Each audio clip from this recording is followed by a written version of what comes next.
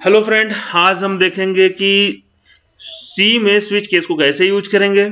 तो सबसे पहले फ्रेंड्स हम क्या करेंगे ना, इसके लिए अपना Turbo C plus plus open कर लेते हैं और हम star Turbo C plus plus पे जाते हैं और उसके बाद हम यहाँ फाइल पे आते हैं, न्यू क्लिक करते हैं और इसके हम क्या करते हैं ना, इसको मैक्सिमाइज कर देते हैं। फिर हम स्टार्ट करते हैं अपने प्रोग्रामिंग लैंग्वेज को, include conio dot hash and include stdio dot hash. उसके बाद हम void main दे देते हैं, void main एंड फिर उसके बाद हम क्या करेंगे कि यहाँ एक इंटीजर टाइप का वेरिएबल दे देते हैं। उसके बाद हम यहाँ printf एक printf मैसेज के लिए यहाँ दे देते हैं। फिर उसके बाद हम क्या करेंगे, यहाँ एक मैसेज दे देंगे, please enter the number. Okay, फिर हम एक स्कैनअप ले लेंगे जो कि कीबोर्ड से इनपुट लेने के लिए स्कैनअप, एंड स्कैनअप के अंदर हम क्या करेंगे, एक %d दे देंगे एंड इस %d के बाद हम एम्परसेंड लेंगे और हम यहाँ पे n को लिख देंगे। उसके बाद हम क्या करेंगे, एक स्विच केस लेंगे। ओके, तो हम क्या लिखेंगे, स्विच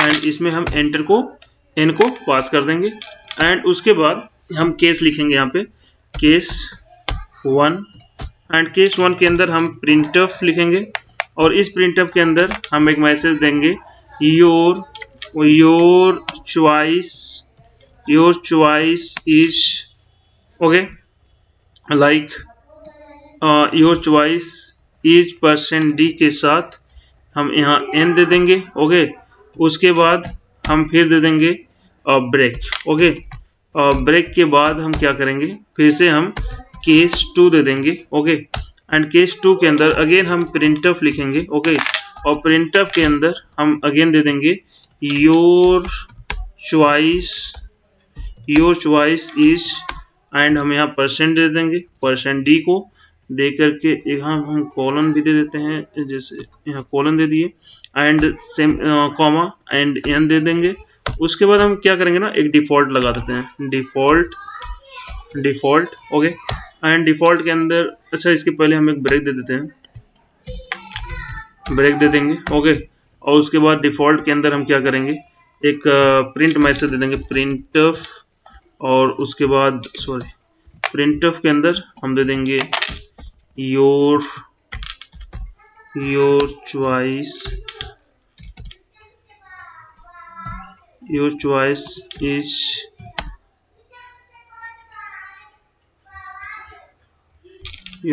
इज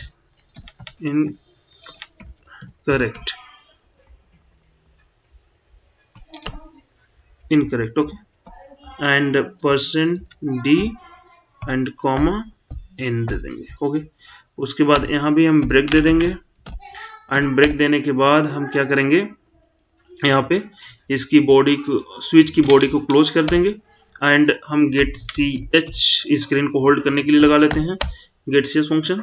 उसके बाद हम मेन की बॉडी को क्लोज कर देते हैं। ओके, अब हम क्या करेंगे, कंपाइल करके चेक कर लेंगे एक बार। यस, तो आप देख सकते हो वार्निंग 0 है एंड एरर भी 0 है। ओके, तो हम इससे क्या कर सकते, एक काम करते हैं ना, यहाँ पर न्यू लाइन के लिए हम n लगा देते हैं और यहाँ भी बैकवर्ड स्लैश लगा करके न्यू लाइन करने के लिए हम करते हैं। ओके, अभी हम क्या करते हैं, रन करते हैं। देखिए क्या कर रहा है, please enter the number. Suppose हमने 1 एंटर किया, योर चॉइस इज ओके, तो मुझे लग रहा है यहाँ %d नहीं लगाया मैंने, सॉरी फ्रेंड्स, और यहाँ पे ओके।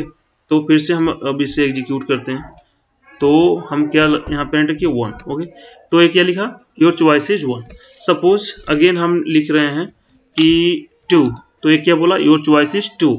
ओके, सपोज इस टाइम हमने एंटर किया 4, your choice is incorrect 4। Okay, इसमें क्या हो रहा है फ्रेंड, अभी देखो हमने यहाँ पर एक वेरिएबल ले रखा है इंटीजर टाइप का, फिर मैसेज दिया प्लीज एंटर द नंबर, एक कीबोर्ड से इनपुट लिया, स्विच केस दिया। अब स्विच केस क्या करेगा, स्विच केस में चेक होगा। ओके, स्विच केस क्या करेगा, चेक करेगा कि जो n में नंबर हमने इनपुट लिया है कीबोर्ड से, अगर वो इसमें कहीं भी मैचिंग हो रहा है, जैसे केस 1 केस 2, अगर केस 1 केस 2 में मैचिंग हो गया, ओके, तो सपोज हमने एंटर किया केस 1, ओके, सपोज हमने एंटर किया कीबोर्ड से 1, तो ये क्या करेगा, स्विच केस इसमें जाके अपने केस अपने इनसाइड में चेक करेगा।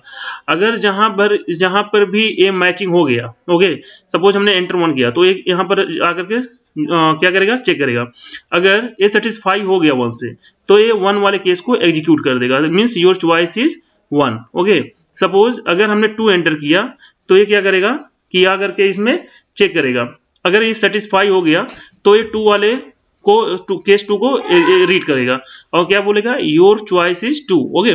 सपोज अगर हमने इसमें 1 और 2 नहीं मीन्स कीबोर्ड से लिया, कहीं तीसरा नंबर ले लिया, जैसे 3 या 4 ले लिया, तो ये बाय डिफॉल्ट में आ जाता है, मीन्स कि आपने जो इनपुट दिया है ना, वो इसमें इस केस के अंदर है ही नहीं है। तो इस सिचुएशन में क्या होगा, इस सिचुएशन में क्या होगा कि ये रीड करेगा your choice is incorrect, okay.